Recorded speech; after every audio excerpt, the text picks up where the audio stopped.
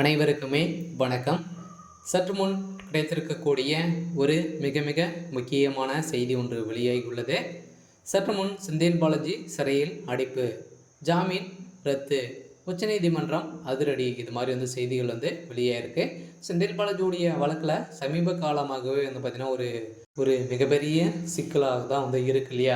So இதை தொடர்ந்து தான் செந்தில் பாலாஜி அவர்களுக்கு ஒரு புதிய சிக்கல் பார்த்திங்கன்னா வந்திருக்கு. எப்படி அமைச்சராக தொடர்கிறார் என உச்சநீதிமன்றம் பார்த்திங்கன்னா கேள்வி எழுப்பியிருக்கக்கூடிய நிலையில் இப்போ செந்தில் பாலாஜி அவர்கள் பார்த்திங்கன்னா அவருடைய ஜாமீன் வழக்கு இன்று ரத்து செய்திருக்கக்கூடிய சம்பவம் பெரும் பரபரப்பை ஏற்படுத்தியிருக்கு.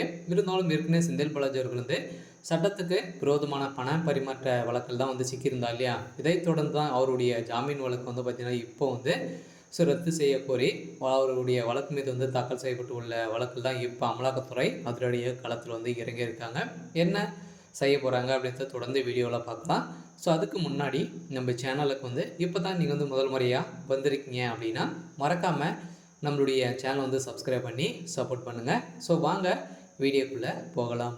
ஸோ அமைச்சர் செந்தில் பாலாஜி அவர்கள் ஏற்கனவே புழல் சிறையில் ஒரு 471 நாட்களாகவே வந்திருந்தார் இல்லையா? ஸோ பார்த்திங்கன்னா 50க்கும் மேற்பட்ட அவருடைய வழக்கை ரத்து செய்த நீதிமன்றம் பார்த்திங்கன்னா இப்போ அவருக்கு நிபந்தனை அடிப்படையில் தான் ஜாமீன் வழங்கியிருந்தாங்க. அந்த நிபந்தனை அடிப்படையில் ஜாமீன் வழங்கிய அடுத்த நாளே அவர் அமைச்சராக பொறுப்பேற்றது தான் பார்த்திங்கன்னா இப்போ உச்சநீதிமன்றம் அவருக்கு கேள்வி எழுப்பியிருக்கக்கூடிய நிலையில் இப்போ செந்தில் பாலாஜியுடைய ஜாமீனை ரத்து செய்ய கோரி உச்சநீதிமன்றத்தில் தாக்கல் செய்யப்பட்டுள்ள வழக்கை இன்று விசாரித்த நீதிமன்றம் அவர் எப்படி அமைச்சராக தொடர்கிறார் என்று கேள்வி எழுப்பியதோடு இதற்கு தொடர்பாக கேள்விக்கு எந்த பதிலும் அளிக்காததை கண்டித்த உச்சநீதிமன்றம் அதிரடி உத்தரவிட்டிருக்கும் நிலையில் அவருடைய வழக்கை விசாரணையை ஒத்திவைக்க கோரி தொடரப்பட்ட வழக்கில் ஏற்கனவே அரசு போக்குவரத்து துறை கழகத்தில் வேலை வாங்கி தருவதாக கூறி வழக்கு விசாரணை அமைச்சர் செந்தில் பாலாஜி சட்டத்து விரோதமான பண பரிமாற்றத்தில் ஈடுபட்டதாக கூறப்படுகிறது.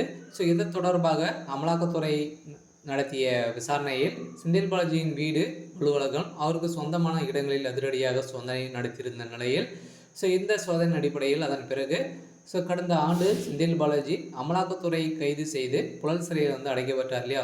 மொத்தமே ஒரு 471 நாட்களாகவே புழல் சிறையில் இருந்த செந்தில் பாலாஜி மீண்டும் ஜாமீன் கிடைத்தது. இதையடுத்து அவர் ஜாமீனில் விடுவித்த அடுத்த நாளே அமைச்சராக பொறுப்பேற்றது தான் இப்போ பார்த்திங்கன்னா உச்சநீதிமன்றம் அதிரடியாக கேள்வி எழுப்பியிருக்கக்கூடிய நிலையில் இவருடைய வழக்கில் இப்போ வருகின்ற 15ஆம் தேதி இறுதி தீர்ப்பாக தான் பார்த்திங்கன்னா வழங்க போகிறதாக இப்போ ஒரு பரபரப்பான செய்தி வெளியே இருக்குது.